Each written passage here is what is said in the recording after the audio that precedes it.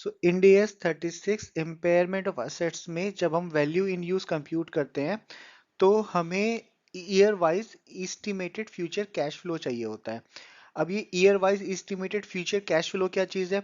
मतलब आप जो एसेट यूज कर रहे हैं वो हर एक साल यूज करने पे कितना कैश फ्लो जनरेट करेगी, इसको हम year wise future cash flow जोड़ बोलते हैं। अब इसको क्या करते हैं, जो year wise future cash flow होता है इसको हम एप्लीकेबल डिस्काउंट रेट से मल्टीप्लाई कर देते हैं और उसका सम कर देते हैं, फिर हमें वैल्यू इन यूज मिल जाता है। अब यहाँ पे ध्यान देने वाली बात यह है कि year wise estimated future cash flow में ना कुछ चीजें हमारी इंक्लूड होती हैं और कुछ चीजें इसमें से हमारी एक्सक्लूड कर दी जाती हैं। इंक्लूड क्या होगा? तो देखो, अगर मैं कैश इनफ्लो की बात करूं, कैश इनफ्लो मतलब क्या रहेगा यहाँ पे, जैसे कि आप कुछ जो भी असेट आप यूज कर रहे हो ना, तो उस असेट को यूज करके या तो आप कोई प्रोडक्ट बनाओगे या फिर आप कोई सर्विस दोगे।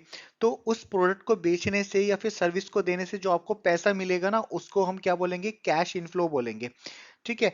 तो हर एक साल का कैश इनफ्लो है ना, हम निकाल लेंगे कि किस साल में असेट को यूज करने से कितना कैश फ्लो हो रहा इनफ्लो हो रहा है। फिर उसके बाद में कुछ हमारा कैश आउटफ्लो भी होता है। आउटफ्लो मतलब जो खर्चा होता है ना, अब जब आप असेट को यूज करोगे तो उसकी रिपेयर भी कराओगे, मेंटेनेंस भी कराओगे। तो रिपेयर या मेंटेनेंस कराने पे जो आपका खर्चा होता है उसे हम क्या बोलेंगे? आपका कैश आउटफ्लो हो जाएगा, है ना। तो कैश आउट इनफ्लो से आउटफ्लो माइनस करके हमारा जो होता है ना, फिर हमारा ये पता लगता है कि हमारा कितना जो है ना एक्चुअल में नेट इनफ्लो हुआ है ना। उस नेट इनफ्लो को ही आप डिस्काउंट रेट से मल्टीप्लाई करते हो। अब इसमें ना एक चीज और हमें कंसिडर करनी पड़ती है। जब आप असेट की ना एक लाइफ होती है, मतलब कुछ साल तक आप असेट को यूज करेंगे, उसके बाद असेट ऐसी कंडीशन में आ जाएगी वो काम नहीं करेगी, फिर उसको आप बेच दोगे। लेकिन जब आप उसको बेचोगे ना, तब भी कुछ ना कुछ पैसा वो दे के जाएगी आपको। तो जो नेट आउट है ना, कैश आउटफ्लो इनफ्लो होगा ना आपका, मतलब बेचने पे जो इनफ्लो होगा, उसको भी हम यहाँ पे ना कंसिडर कर लेते हैं। और इसके बाद में कुछ चीजें ना, देखो ये तो था इंक्लूजन क्या क्या है, इसके बाद कुछ चीजें इसमें से ना एक्सक्लूड कर ली जाती हैं। जैसे कि अब जैसे आपने क्या किया है ना, आपने फ्यूचर में कुछ ऐसा प्लान बना रखा है कि असेट को आप थोड़ा सा उसकी रिस्ट्रक्चरिंग करा के ना उसे आप और ज्यादा बढ़िया बनाओगे, जिससे कि उसकी लाइक परफॉर्मेंस वगैरह बढ़ जाएगी, है ना।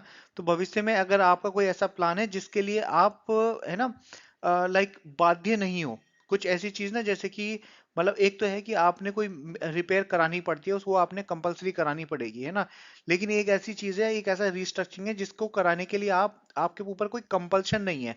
तो अगर कंपल्शन नहीं है उसके बावजूद भी आप ऐसी रिपेयर करा लेते हो, तो उसे आप इस कैश फ्लो में इंक्लूड नहीं करोगे, है ना। फिर आपका होता है इम्प्रूवमेंट और कोई इनहेंसिंग द असेट्स परफॉर्मेंस, यानी कि आप ना कुछ एसेट को लाइक आपकी जो एसेट है आपने उसकी कैपेसिटी को बढ़ा दिया, कि उसकी मतलब कुछ ऐसा आपने चेंजेस कराया एसेट में कि उसकी कैपेसिटी बढ़ गई। जैसे कि अभी हम प्रोडक्शन कर रहे थे ना, तो हमारी 100 यूनिट हम प्रोड्यूस करते थे उसकी लाइक वर्तमान कैपेसिटी को यूज करके। लेकिन आपने उसमें कुछ ऐसे चेंजेस करा दिए, कुछ ऐसे मॉडिफिकेशन करा दिए किसी मैकेनिक से, कि उससे ना आप इस टाइम पे 200 यूनिट आप बना सकते हो। तो उस कंडीशन में ये जो आपने चेंजेस कराया इसको आप इंक्लूड नहीं करोगे। फिर होता है आपका कैश इनफ्लो और outflow from the financing activity, यानी कि जो आप लोन की इंस्टॉलमेंट वगैरह पे कर रहे हो ना, तो ये तो आपका है ना फाइनेंसिंग एक्टिविटी का है ना कैश आउटफ्लो हो रहा है, तो इसको भी आप कंसिडर नहीं करोगे। फिर income tax receipt and payment, इसको आप कंसिडर नहीं करते हो, है ना। ये तो हमने डिस्कस कर लिया क्या क्या चीजें एक्सक्लूड होंगी। अब आते हैं हम डिस्काउंट रेट के ऊपर। अब देखो, डिस्काउंट रेट में ना हमें एक चीज समझ लेनी चाहिए कि जो डिस्काउंट रेट लेंगे हम, वो हमें प्री टैक्स डिस्काउंट रेट लेना है ना। और वो भी कौन सा लेना है? जिसमें कि हमारा टाइम वैल्यू ऑफ मनी को कंसिडर कर लिया जाए, और इसके साथ साथ हमारा कोई भी असेट से रिलेटेड कोई स्पेसिफिक रिस्क होता है ना, जैसे कि कोई असेट ऐसी होती है उसमें लाइक चांसेस ज्यादा होते हैं कि वो डैमेज हो जाए। जैसे कि कार है, अब कार रोड पे चलती रहती है, रोड पे चलती रहेगी, किसी से टकरा जाएगी तो क्या है ना, डैमेज हो जाएगा। सो उस कंडीशन में रिस्क एसोसिएट रहता है ना। तो जो असेट से रिलेटेड स्पेसिफिक रिस्क होता है ना, वो भी हमारा कवर हो जाए, है ना। तो ऐसा डिस्काउंट रेट हमने लेना है। और इसमें एक चीज और, कि जो डिस्काउंट रेट हम ले रहे हैं ना, ये डिस्काउंट रेट लेने के लिए हमें क्या चाहिए होता है ना, हमें लाइक जब अगर हमें क्या है ना, एक तो हमें होता है असेट स्पेसिफिक डिस्काउंट रेट हमने लिया, यानी कि उस असेट से रिलेटेड ही हमें जो है ना डिस्काउंट रेट लेना है। लेकिन अगर सपोज करो ये असेट स्पेसिफिक डिस्काउंट रेट जो कि हम लेना चाह रहे थे, ये वाला ना असेट स्पेसिफिक डिस्काउंट रेट, ये हमें मिल नहीं पा रहा, तो हमें क्या करना पड़ेगा? फिर उस कंडीशन में हमें देखना पड़ेगा ये सरोगेट वाला। सरोगेट वाला मतलब कोई ऑल्टरनेटिव डिस्काउंट रेट हमें देखना पड़ेगा। तो ऑल्टरनेटिव डिस्काउंट रेट क्या हो सकता है?